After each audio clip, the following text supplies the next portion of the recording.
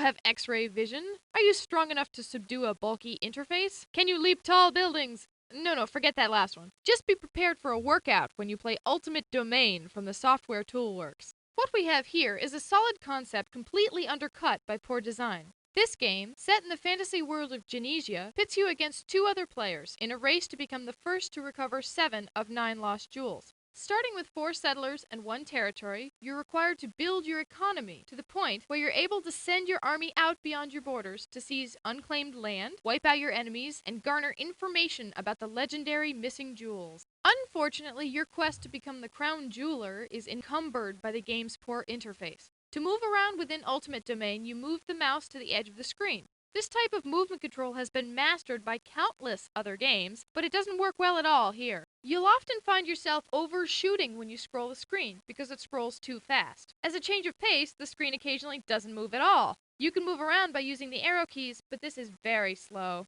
This all adds up to a lot of time wasted looking around for your people and buildings. A major problem since you have a limited amount of time during your turn. Then there's the problem of obstructions by flora and fauna. For instance, the only way you can gain access to the trade screen, where you change your settlers' occupations, is to click on a brown flag. Now, for 5 bonus points, find the flag on this screen. If you found it hidden behind these trees, your vision is much better than 2020. Flags aren't the only things that drop out of view. In this shot, I've just used my cannon to blow away a tree because one of my army units was hidden behind it. I knew the unit was somewhere in that area, but I couldn't move it until I did a little full contact landscaping. Sure, I could have used the destruction icon, but my method was much more fun. Unmanageable mice aside, this is a sound strategy game that requires a lot of patience. It's very important to manage your settlers in a proper fashion early in the game. They're flexible and will perform any task you ask them to. Keep an eye on their morale, which is the key to expanding your population. Happy peasants get together and produce baby peasants, who quickly grow up and enter your service. Also, wandering nomads won't wander into your territory if the morale is low. Each of the 4 seasons constitutes 1 turn in the game, and each season brings a different set of conditions. Your outdoor workers, such as farmers and woodsmen, slow down in the heat of summer and literally hibernate during the dead of winter. White-collar types, such as inventors and specialists, stay indoors and work year-round. Technology is the key to blowing your opponents to hell and back later in the game, so you should get your inventors working as soon as possible.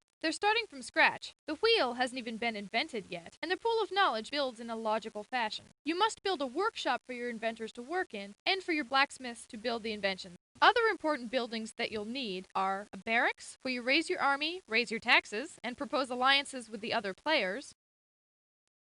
A temple, where you store the jewels that you manage to find. And a tavern, where you'll be able to question travelers about the location of the missing jewels. There isn't much suspense over the outcome of your battles against opposing units, since the side with more firepower invariably wins. But the graphics took me back to the cartoons I used to watch when I was a kid. I half expected Yosemite Sam and Bugs Bunny to emerge from the cloud of smoke that denotes a battle. When your archers shoot an opposing unit, the damage you inflicted appears on the screen in bright red. Keep in mind that your soldiers are good for more than fighting. The jewels aren't necessarily in occupied territory, so it's a good idea to have a few units out wandering the land, trying to scoop up any stray baubles that might be lying around. Ultimate Domain is an entertaining game that demands a lot of time, since it takes a while to get to the point where you can start seriously challenging your opponents. It's just a damn shame that the designers buried an otherwise excellent game under an unmanageable interface. And now for a word from our sponsors. Legends Superhero League of Hoboken is sure to be a high-flying hit. Check out the preview demo in this episode of IE. And now, back to interactive entertainment.